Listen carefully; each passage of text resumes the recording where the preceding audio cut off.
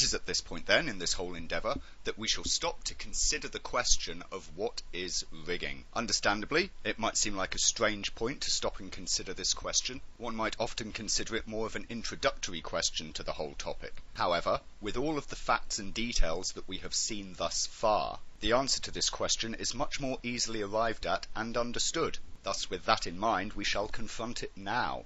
So, we would presume that the majority of you watching this will already have some basic idea, at the very least, of what rigging is and what it's all for. Certainly, if you're completely blind to the topic, then you really must wonder what the hell has been going on throughout these last few videos. And the answers most commonly given are things such as it's about putting bones in a character or skinning a mesh to a character for deformation and whatnot. And these answers aren't incorrect, but they're certainly massively incomplete. So what really is rigging?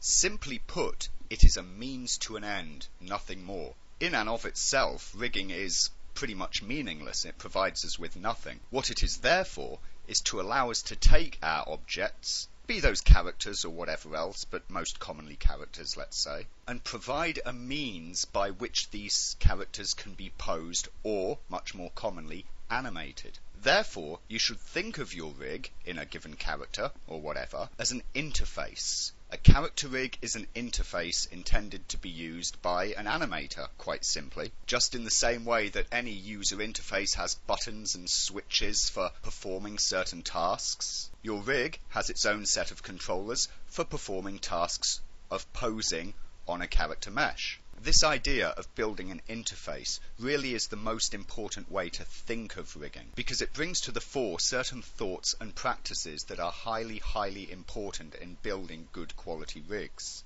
Ideas such as functionality. If an animator goes to operate a control or move a switch and something plain doesn't work, it is no good to him. If the control system, the interface, is too contrived or all over the place, then it will interrupt the animator's workflow, slowing him down, forcing him to click back and forth over here, over there, over here, over there. Not only is it inefficient from the point of view of getting work done, it's also highly frustrating and annoying if you're sat there for hours having to wrestle with this thing to get the results you're after. So what does this mean for us as riggers? Well, it means that rigging becomes an exercise in planning. You have to preemptively think about every little part of your rig and how it will be used in practice by an animator. Even, of course, if that animator is one's own self. What this clearly means is that to be a good rigger, you do not just have to know rigging, you also have to know animation. Now, that doesn't mean that you need to be some wonderful superstar animator who can go knocking out work that's on a par with Pixar. Nothing of the sort. In fact, you don't really have to be any good as an animator at all yourself. You can be terrible. That is fine. But what you must do is understand the needs of animation, the principles of animation, and how to design and build control systems that serve those needs and principles. Throughout this training, when showing certain techniques for setting things up or certain types of control systems fully built, we will focus in on these things an awful lot, explaining and illustrating why a certain control system is good to be built a certain way, not so good to be built another way, similar to that we saw in the IKFK video when we were discussing those issues. But what we won't be including here in this training is a whole raft of training on animation itself. Clearly, that's an incredibly large set of tutorial content just by itself. However, the basics are reasonably easy enough to familiarise yourself with, and there are plenty of resources around. One of the most common and respected amongst animators is, of course, the good old Animator's Survival Kit by Richard Williams, available either as this DVD masterclass or simply as the book version, which details out all of the principles of animation, shows you practical examples of them being used, and so on. Even if you never intend to animate yourself and you are purely building rigs, it's something you really should get hold of and study so that you will understand the needs that you are trying to fulfill. So then, when it comes to actually setting up systems and control interfaces for characters or whatever kind of object it is we happen to have, rigging very much becomes an exercise in system building almost. You have to take these very basic parts, which we have seen here, Things like knowledge about how space works, orientations, the set of tools that you have available to you, which, as we've seen, are quite slim in their number, and you have to use them creatively, layered together, in order to create a system that works as a whole. This word is also important, I find.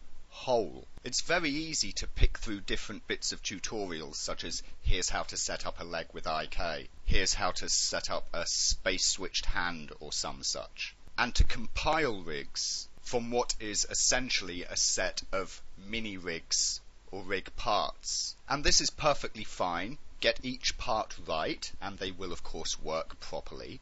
However, the best rigs will be those that have a holistic design to them, that function not as a set of separate little machines, but as one complete machine. Being able to do this and plan out an entire rig so that the entirety of it functions together is the key to building the best and the most efficient and the most animator-friendly rigs that you can. As for how we take these reasonably small number of tools and use them creatively and layer them together to create complex and functional rigs, there aren't always any hard and fast answers. Clearly, throughout this training we will see a myriad of examples of different setups, combinations and techniques, which will give you a lot of places to start from when building your own.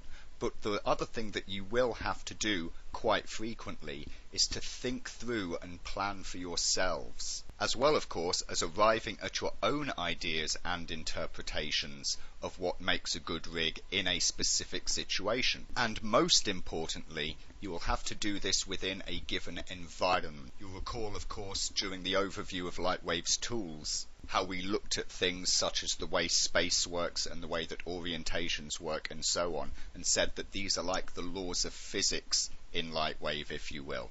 This is the environment in which things must operate. These are the rules that they must obey.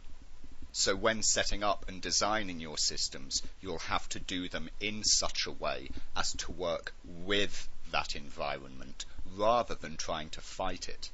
And oftentimes the solutions to such problems, and to a great many problems in rigging, are simpler than one might initially imagine them to be. You might be confronted with something that seems like a horrible, intractable problem, requiring some kind of complex solution, when in fact the solution is incredibly simple. As a quick view of this, let's consider the problem of gimbal lock that we saw back in the rotations video, and the example of the shoulder. Now the shoulder on a character has a high degree of rotational freedom in all three axes. Now what does this mean?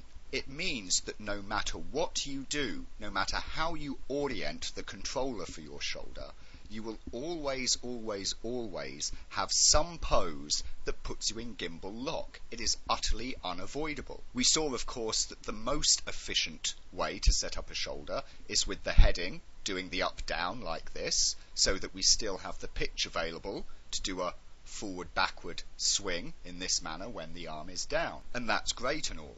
This orientation for a shoulder controller minimizes the number of poses that you will get yourself into when you wind up in gimbal lock.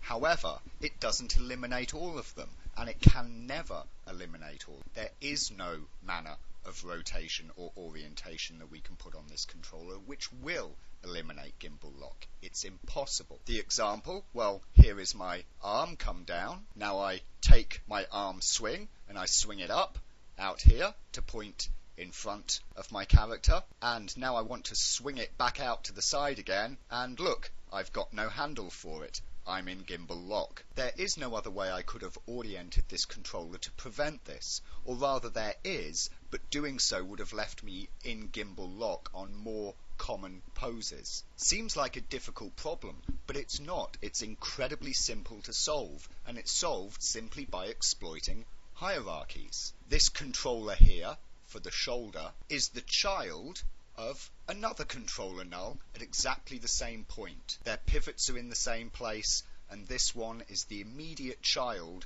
of that one. So when this one has rotated and we use this second item, the child item, as the primary rotation controller, that leaves the parent item unrotated. And so what we can simply do is use this, whose base orientation we can see here is unaffected, and we can use that to perform the swing out. Is it a minor annoyance for an animator to have to use this system of two controllers to operate one joint? Yes, it is. It absolutely is a minor annoyance.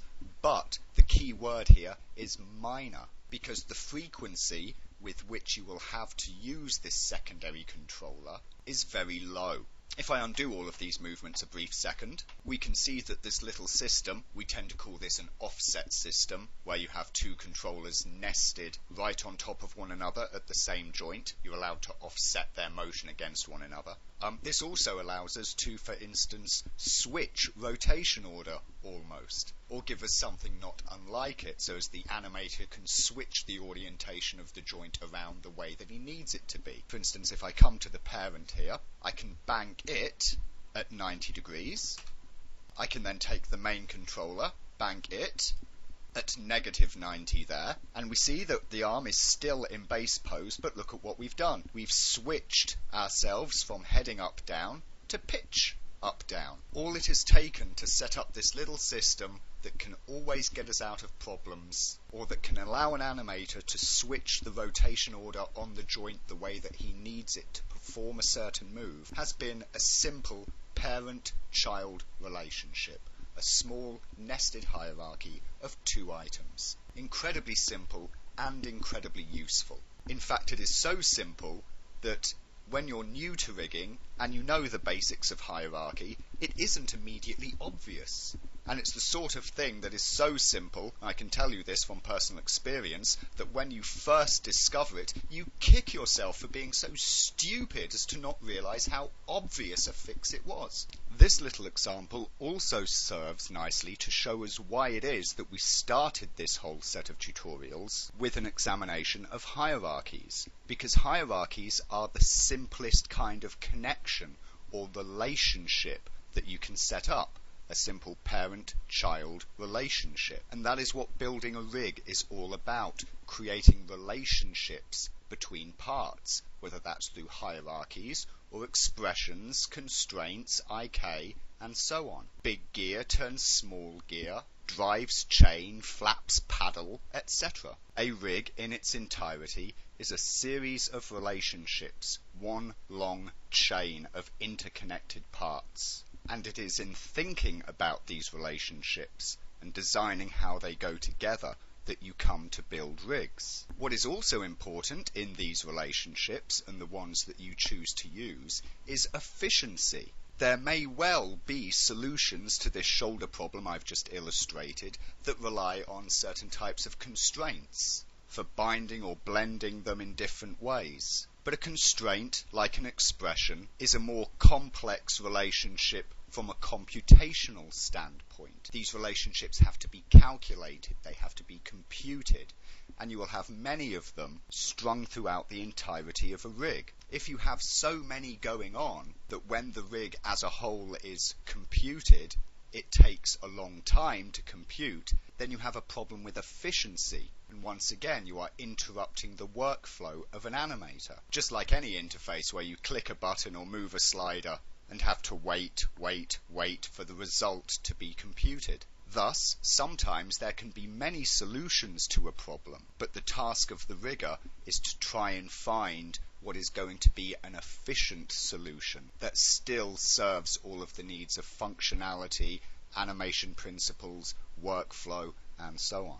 And all of these things together combine into something of a design ethic. And the design ethic behind a given rig on any given character or object, contains all of these things. The efficiency of the rig, the functionality of it, and of course how intuitive it is. Let us examine, for instance, a couple of different leg setups. In many respects they're very similar. They both just run off IK with pole vectors to control the swing or bank of the leg. But by virtue of the way that they've had certain orientations put into them, you get different behaviors out. In this version of a leg setup, we can see that when we raise the leg up high like this, obviously it all bends and everything does what we'd expect it to. But notice what happens when we push the leg side to side, or rather when we push the IK goal at the foot side to side, we can see that the leg just points out towards. The knee is essentially running in line hip to foot goal there. However, on this rig, we get a very different behaviour. We lift up the leg like this, and when we move it side to side, notice how the leg over-rolls, and the knee effectively flips over and under the foot as it goes round, rolling itself out the way. There is a clear difference in behaviour between these two setups. But if we ask ourselves the question, which is right, the only real answer is that neither or both are, because what these two systems represent is a different behaviour during animation. For instance, an animator might take this setup and might dislike the way that the knee behaves in this fashion, because every time he's moving the foot side to side, he has to go back in and correct the point of the knee, clearly increasing his workload. Alternatively, an animator might like this, as whilst he's animating just the feet, he's getting this additional secondary motion for free, without having to go in and create extra animation on another item. Which, of course, in this setup is what he would have to do to get the same kind of behaviour. Which is correct or which is preferred is going to be a matter of choice for the animator, a matter of taste. One might argue that this version is more stable and therefore more predictable, but you can just as easily present the counter argument that this one is naturally more variable. Let's consider a hand setup. Here we have a hand with simple controllers at the knuckles of each finger. It's pretty obvious. You rotate them and the fingers bend. Nothing too shocking or groundbreaking there. And on the surface, it might seem like there's not an awful lot to it. I mean, a hand is a pretty basic thing in many ways. Only it's not, because just move your hand around a bit and try grasping different objects. You will see that actually it has quite a lot of mobility in it, and an awful lot of variation in the ways that the fingers and knuckles and everything can pose and oppose and so on. Let's have a look at one particular type of hand setup here. In this case, we only have a single controller for the fingers, and you'll notice that this has been set up in such a way that when we rotate the pitch here, the first knuckle bends, yet we appear to have no method to control the lower two knuckles, save that we do. In this instance, it has been set up such that when you turn the bank of this null, each of those second knuckles will bend. In one respect, this is great, because we've only got this one single controller to control an entire finger, and we're controlling it just on two channels, the pitch and the bank, although we also have, of course, the side-to-side motion of the finger here on the heading. We can contrast that to here, where we have three separate controllers, one to operate for each knuckle. This is design, and this is a really groovy, efficient little system for operating fingers. We could, of course, even envisage just linking all three knuckles to the one channel, so we would only have to manipulate one object and it would curl all three knuckles together. We could even envisage a setup where we did it for all fingers at once to a single controller, letting us close and open the hand on a single controller. And in some ways this is great, it's efficient, it's clean. But consider this, when we have all of these controls operating off of a single thing, we have no way to gain independent control over each knuckle. How, for instance, using this system, could we possibly produce this pose here, this little pinching action between the thumb and forefinger? The answer is you can't. This pose is completely unachievable with this setup. Can't be done. There's no way of doing it. So whilst this system here is quick and efficient and doesn't leave the animator with very many controls to deal with, it has limited the kinds of poses that the animator can create. We have exchanged functionality for efficiency. We can ask ourselves further questions, such as, is it even necessary to link things to a single controller like this? After all, there is no reason why, on a setup such as this, where we have independent controls for each knuckle, that we can't simply right-click the first one, which you can do in Lightwave, to select all of the children, and just operate them all at once.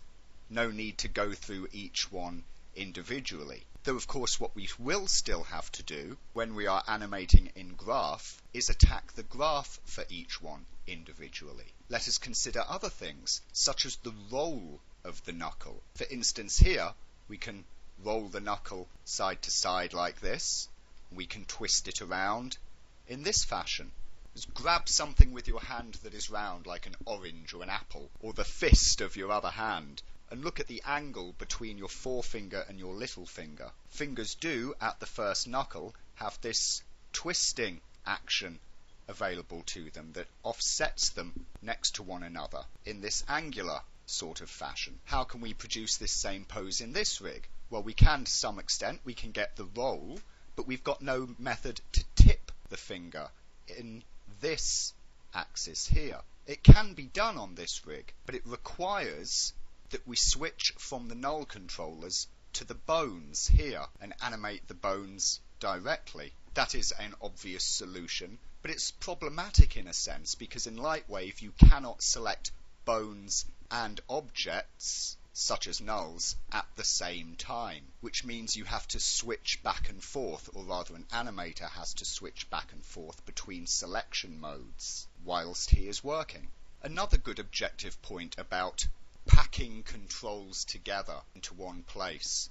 Hands also have a cupping action. The metacarpal bones, which are the bones in the hand themselves, have the ability to move, and we have that here on this setup via these little controllers up there, which is just grand. This is an important control to have in a hand. We notice, of course, that we have no such controls on this hand. They're just not there. How could we ever produce such a motion? Well, this has been set up in such a way that we can grab the first knuckle, and rather than doing any rotation, we can translate it in this fashion, and like that we can create our cupping shape and action in the hand. In this fashion we've taken both the rotation of the first knuckle and the rotation of the metacarpal into a single controller to create an efficiency for the animator. The real question here, and I'm just going to adjust him slightly so as he's not making such a obscene hand gesture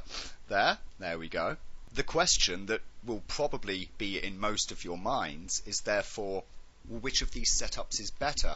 Which kind of design should I use? And this is a question that does not have any straight fixed answer, because of course it depends on exactly what your rig needs to perform. If you're doing a hero character who's going to be on screen and he's going to be moving stuff around with his hands or whatnot, or there's going to be close-up shots of the hands, then you need a fully functional posable hand rig that can achieve pretty much any pose more or less like this, because the hands are an intrinsic part in character animation of believability of the character, of readability. Most especially, of course, in humanoid characters, we do an awful lot of expression with our hands. You can read a character being happy or stressed or fearful by how they're posing, clenching their hands, how they're twisting their knuckles. In a case such as that, having a hand set up that is versatile and all complete like this would be very important. But imagine instead that we're doing some bit of quick commercial, perhaps. We're doing a commercial for insurance or who knows what. And we just want a character who stands there, delivers a couple of lines of dialogue, flicks his hands around a bit, opens his fingers, closes his fingers, no big deal or detail.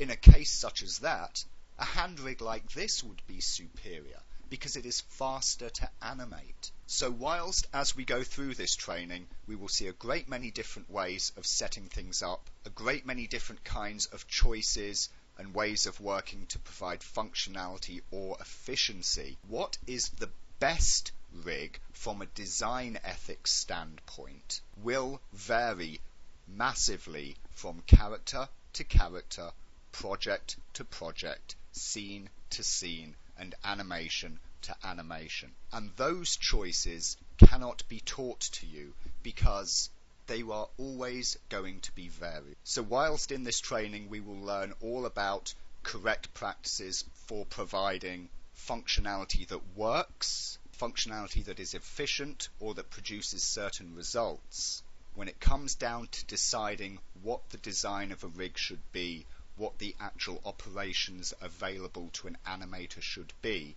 will always be left to your own deliberations.